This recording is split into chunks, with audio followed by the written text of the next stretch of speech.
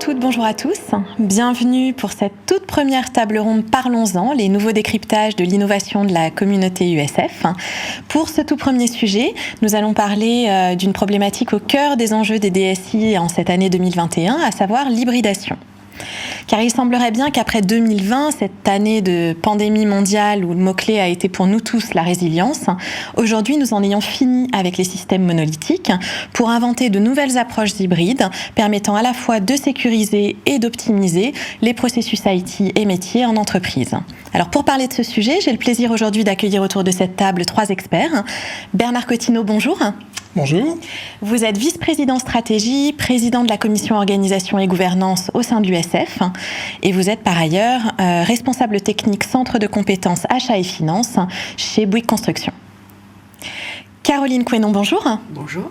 Vous êtes associée au sein du cabinet Mazars, spécialiste de la transformation des DAF et des DSI, et vous accompagnez donc l'USF depuis une dizaine d'années, et notamment la commission organisation et gouvernance, pour aider la communauté d'utilisateurs SAP à comprendre, à appréhender les leviers de performance de leurs ERP. Et puis Olivier Pelé, bonjour. Bonjour. Vous êtes administrateur de l'USF, membre actif de l'USF Force et par ailleurs DSI de Vinci Construction. Alors bienvenue à tous les trois, je vous propose qu'on entre directement dans le cœur de notre sujet aujourd'hui. Caroline, avec vous, est-ce que vous pouvez nous expliquer un petit peu en quoi consiste l'hybridation, de quoi on parle quand on parle d'hybridation, et puis quels sont ses grands enjeux pour l'entreprise ? Alors je vais tenter une définition ou un autre mot, parce que le mot hybridation peut paraître un peu complexe. Hybridation, pour moi, c'est multiple. Les entreprises sont rentrées dans un moment de multiplicité et le DSI a à sa disposition de multiples modèles.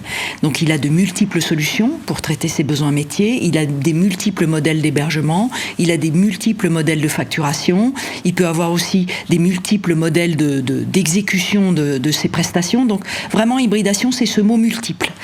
Et dans ce multiple, on veut prendre le meilleur de chaque dimension. Donc c'est ça la notion d'hybridation que je propose et sur lesquelles on a travaillé au sein de la commission notamment. Et pourquoi on en parle particulièrement cette année, en 2021, de l'hybridation ? Parce que c'est pas tout à fait nouveau comme concept. Effectivement, en fait, c'est un mouvement qui est à l'œuvre depuis quelques années, avec des pièces du puzzle qui sont en train de s'agréger. Si on prend par exemple les modèles d'hébergement, qui peuvent être multiples, le cloud, ça date pas de 2020. C'est une technologie qui est à l'œuvre depuis plus de 10 ans. Le fait d'avoir du best-of-breed ou des besoins de solutions très spécifiques, c'est aussi à l'œuvre depuis un certain temps. Je pense qu'il y a un peu une sorte de momentum qui est lié à la fois à l'incertitude du marché qui fait que les entreprises cherchent de la souplesse, de l'agilité, donc avoir des briques de modèles, si je reviens sur mes concepts, qui soient possibles de faire évoluer assez facilement.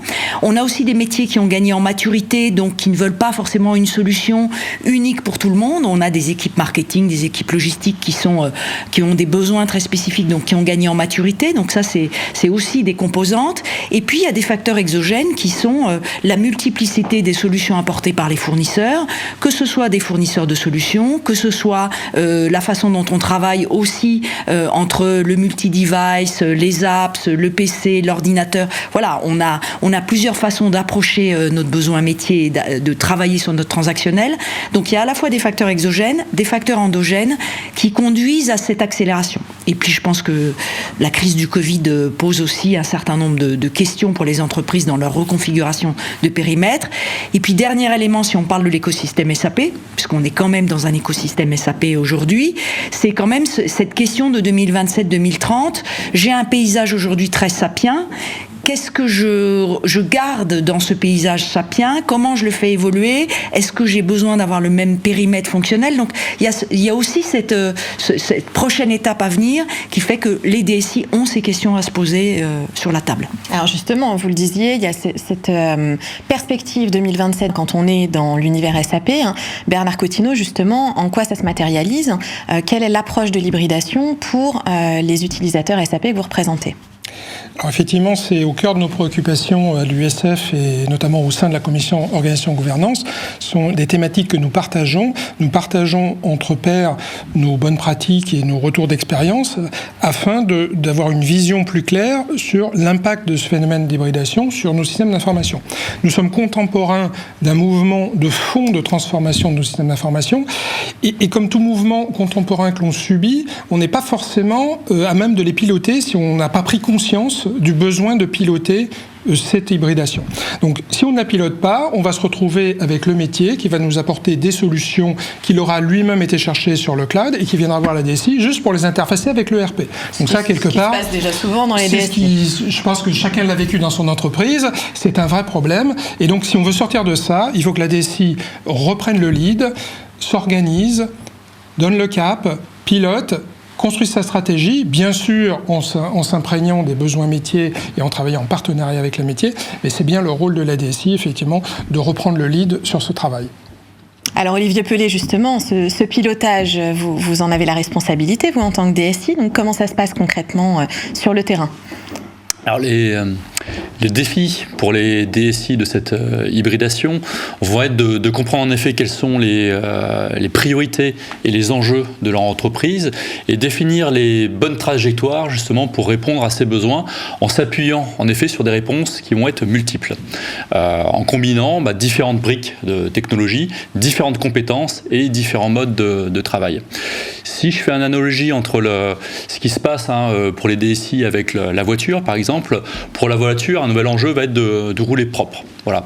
Donc pour cela, je vais introduire une nouvelle technologie, je vais introduire le moteur électrique, mais ce moteur électrique a des limites, donc il ne me permet pas d'avoir une grande autonomie, donc je vais conserver finalement mon moteur essence, j'ai aussi tout le poids du legacy avec tous mes ingénieurs, tous mes sites de production, donc je vais combiner ces multiples solutions, ces deux moteurs, et il va y avoir des vrais impacts en effet d'avoir le nombre de technologies qui se multiplient, d'avoir besoin de compétences différentes finalement pour répondre à ces besoins, travailler différemment, et puis pour justement, on va dire, répondre à ces exigences et enjeux qui évoluent.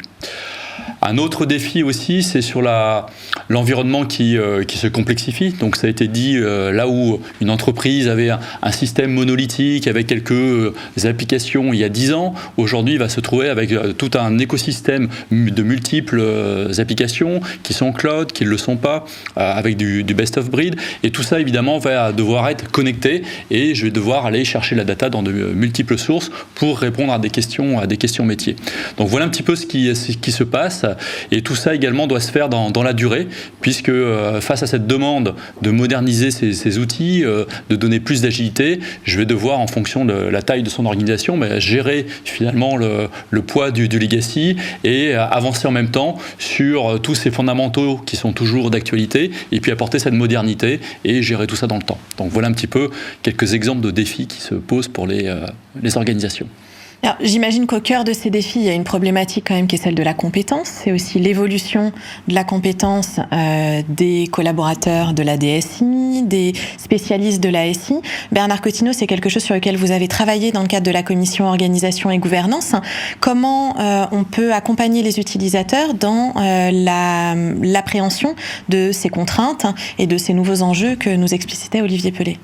Alors tout à fait, c'est bien au cœur de nos travaux au sein de la commission organisation et gouvernance. Nous avons partagé avec toutes les entreprises qui adhèrent à l'USF au sein de cette commission sur toutes les bonnes pratiques, effectivement, à mettre en place dans nos organisations pour piloter ce mouvement, l'accompagner et pas le subir. Donc, effectivement, nous avons fait le tour de l'inventaire des compétences qui va être nécessaire, des nouvelles compétences, des compétences à développer pour que ce système fonctionne. Donc effectivement, ça va commencer, comme je disais tout à l'heure, à travers la stratégie, effectivement, les schémas directeurs qu'il faut remettre en place, etc., pour savoir donner le cap, savoir où est-ce qu'on veut aller. Et ensuite, place aux urbanistes du système d'information pour décrire la cartographie, savoir où s'exécutent les processus métiers, connaître les impacts dans un système qui va être beaucoup plus mouvant, beaucoup plus malléable des changements. Nous aurons des impacts effectivement sur les référentiels. Où place-t-on les référentiels dans cette organisation qui est plus monolithique? La paysation du paysage applicatif devient cruciale, puisqu'effectivement, la demande métier va être d'avoir un système qui se reconfigure plus facilement. Le métier ne peut plus attendre 3 ans avant qu'un projet sorte. On est sur des délais de 3 mois, 6 mois, avec plutôt une approche quick win, d'approche de MVP, d'approche vraiment rapide, en mode agile. Et donc, il faut que le système d'information évolue pour pouvoir accueillir cette transformation. Un autre impact énorme aussi, ça va être sur la sécurité, parce que là, on va avoir un système qui s'ouvre au monde. Et donc, on le voit tous les jours dans la presse, toutes les sociétés qui sont victimes de cyberattaques, le RSSI va avoir un rôle crucial dans cette réflexion. C'est très, très important, effectivement, de protéger notre système d'information de toutes ces attaques. Nous aurons effectivement un rôle donc, sur tout le management des contrats, la gestion des contrats, donc des fonctions de l'entreprise qui ne sont pas forcément nativement prêtes à gérer du logiciel ou gérer du système d'information vont devoir monter en compétence. Les acheteurs de l'entreprise, les juristes de l'entreprise, on va avoir des contrats plus compliqués à négocier, puisqu'on n'est pas dans de l'achat de logiciels, mais on est dans de l'achat de services, c'est du package, de tout en un. Et bien sûr, il va falloir développer des compétences de contract management, puisque tout ce portefeuille de contrats, il faudra le gérer dans le temps, plus la fonction FinOps pour optimiser tout ça. Comme le disait Caroline, l'hybridation n'est pas synonyme d'économie. Ça va coûter plus cher. Par contre, il ne faut pas voir ça sous le fait de coûts supplémentaires. Il faut regarder ça à l'aune du bénéfice métier qu'on va en tirer. Le problème n'est pas le coût du système d'information. Le problème, c'est son bénéfice pour le métier. C'est là où doit être le système d'information. En rebond de ce que dit Bernard, on en parle dans la note de perspective, c'est ce qu'on appelle un peu, nous, la performance plurielle. C'est-à-dire que c'est une performance qui, bien sûr, doit tendre vers des économies financières, parce que c'est quand même le monde dans lequel on est, mais aussi qui doit amener de l'agilité, mais qui aussi doit répondre aux besoins des métiers qui sont très évolutifs pour certains, pas pour tout le monde. Le métier marketing logistique va évoluer, peut-être moins le métier de la compta. Donc c'est vraiment qui doit aussi travailler sur la raison d'être. On sait que tout ce qui est green va être quand même aussi très important, enfin est déjà très important. Donc la réflexion de la hybridation, et c'est pour ça que c'est passionnant pour un DSI, c'est qu'il faut avoir cette vision de performance plurielle. Alors justement, j'allais y venir parce qu'on a abordé beaucoup de contraintes là depuis le début de nos échanges, beaucoup de risques, beaucoup d'éléments sécuritaires aussi. Hein. Mais Caroline Couesnon, c'est aussi une super opportunité pour les DSI. Hein. C'est passionnant. Pour ceux qui prendront cette histoire à bras-le-corps et qui en verront cela comme une opportunité, ça veut dire à la fois construire une vision à 4-5 ans et ne plus se reposer sur une vision de l'éditeur uniquement, quoi. C'est une vision multiple, on l'a vu. C'est poser cette vision tout en travaillant sur le temps court. Donc c'est un travail temps long, temps court. C'est un travail, je construis de la robustesse, mais je construis de l'agilité. Donc voilà, si on est quelqu'un qui est optimiste, on dirait que c'est passionnant. Si quelqu'un est pessimiste, il dirait c'est schizophrène. Bon, après, chacun choisira son combat, mais effectivement, c'est cette coexistence agile, robuste, performance économique, performance plurielle, qui rend ce moment assez passionnant. Et alors, ce nouveau monde hybride, il est chez SAP, il est ailleurs. Quand on est utilisateur de solutions SAP aujourd'hui, Bernard Cotineau, comme les membres de l'USF, on se trouve où là, dans quel univers? Alors effectivement, on est dans un univers qui est déjà hybride par construction, même si on est uniquement chez SAP, puisque SAP a compris très tôt ce changement, cette transformation, et en fait a choisi de changer sa stratégie et d'acheter des acteurs majeurs sur le marché, comme Ariba pour les processus achats, comme Concur pour les notes de frais, comme Fieldglass pour les interventions, et donc d'étoffer sa panoplie de logiciels avec des solutions hybrides. Donc, pour l'éditeur SAP, il y a une réponse à la question. Mais finalement, nous, en tant que clients d'SAP et DSI, nous allons naturellement être amenés à challenger SAP pour là où il est meilleur et challenger le marché pour là où le marché sera le meilleur, pour construire en définitive le meilleur système d'information pour répondre aux besoins du métier. Donc on n'oppose pas l'hybridation à l'ERP, comme on pourrait l'imaginer dans certains schémas simplistes, c'est une complémentarité, mais qui amène de la complexité qu'il faut gérer pour garder une performance de l'ensemble. Alors, Olivier Pellet, si on devait retenir peut-être un ou deux conseils concrets pour vos pairs aujourd'hui, quel serait le message à leur faire passer ? Alors, pour reprendre ce qui a été dit, en effet, je pense qu'il y a une période passionnante et à la fois schizophrène. Et comme l'a dit Bernard, il faut aussi, en effet, vraiment piloter cette transformation et pas la subir. Donc déjà, il faut bien observer, en effet, les évolutions de notre environnement. Donc aujourd'hui, les exigences de nos clients et utilisateurs sont de plus en plus élevées. Les entreprises ont besoin de plus en plus d'agilité. Mais en même temps, elles ont besoin également de plus en plus de sécurité. Et le digital devient un vrai différenciateur aujourd'hui pour les entreprises. Et ça, je pense qu'elles l'ont bien compris. Donc il faut, en effet, dans les conseils qu'on peut donner, s'assurer d'avoir ce cap, d'avoir la bonne gouvernance avec ces organisations. Et puis, comme nous sommes dans un environnement incertain, mais il faut être capable de l'ajuster régulièrement. Ce qui était vrai hier n'est plus forcément vrai aujourd'hui. Donc ça, c'est peut-être le premier conseil. Le deuxième conseil, on l'a évoqué, c'est vraiment autour des compétences. Donc ça, c'est une transformation majeure pour les DSI. On a des nouvelles briques, donc il nous faut des nouvelles compétences. Et il nous faut, en plus des compétences techniques, des compétences de soft skills, de gens qui vont être capables de collaborer. Donc aujourd'hui, on est dans un univers qui s'est complexifié, donc il faut vraiment des gens qui ont ce talent et ces qualités de collaborer fortement entre eux avec des gens des profils très divers. Voilà. Et puis il faut évidemment avoir ce sens du service client, cette obsession pour le client, avec une vraie approche un peu d'architecte. Donc ça a été évoqué, de dire voilà, il faut construire, en effet, avoir de bonnes fondations, construire ses murs, son couvert, et puis être capable de coordonner ces différents corps de métier, justement pour gérer cet ouvrage dans le temps, parce que ces transformations prennent du temps, doivent combiner les anciens urbanismes, les nouveaux ouvrages, et tout ça en effet doit se transformer. Donc voilà un petit peu on va dire les grands impacts sur nos organisations, et tout ça évolue, et nos DSI également doivent se transformer pour faire cet accompagnement.